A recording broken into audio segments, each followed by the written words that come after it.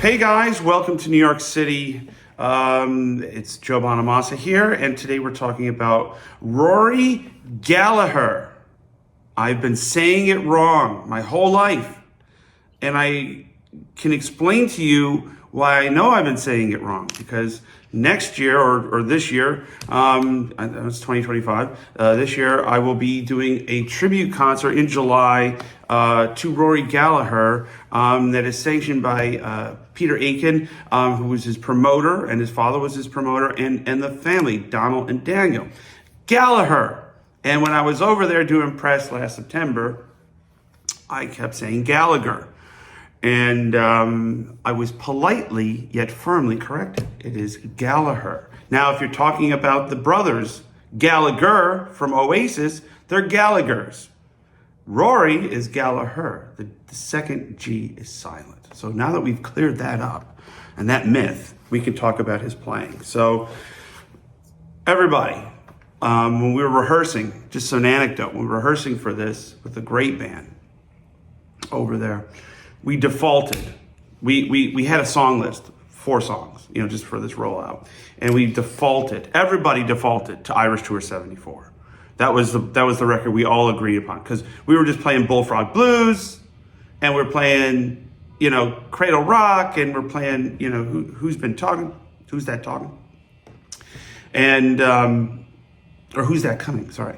And it was like, we just defaulted to Irish Tour. So when I first heard this, now I have to preface this, I'm in an apartment in New York City, so the volume of my amp is not very loud. So normally it's much louder, but here today, I don't want the broomsticks on the ceiling. Here. So when I first heard this, off the first song of Irish Tour 74,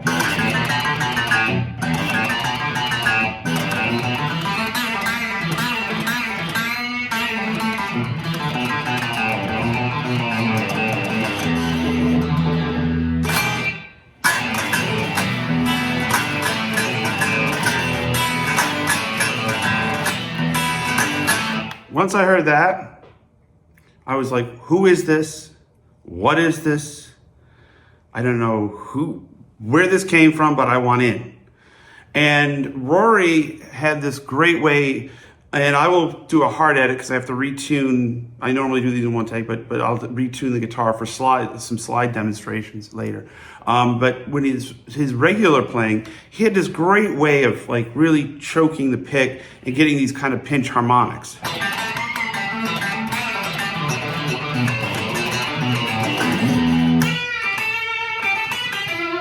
And he kind of had a fast vibrato.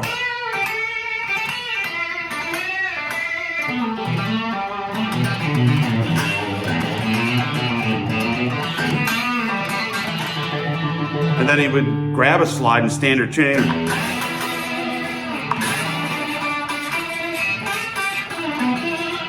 And he had a really great way of kind of combining the two. He also did a lot of stuff in open tuning. He also had a great acoustic catalog, which I suggest some of his covers, and he would do like Mississippi John Hurt covers on this D28 Martin or D35, and they were great. And his voice, it was like his pitch center, everything was really awesome. But he had this way of like going back and forth,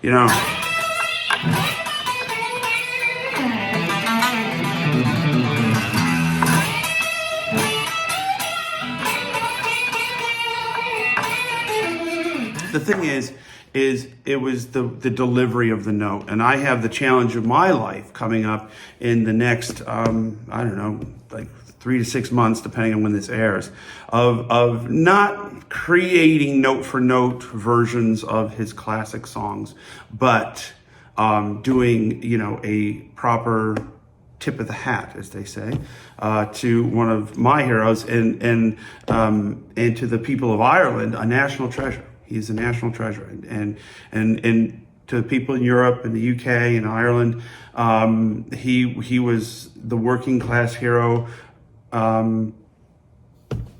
of working class heroes, and did a lot of good for those folks, and the reverence for his music and his just who he was, even though he died 30 years ago, is still palpable and in the front.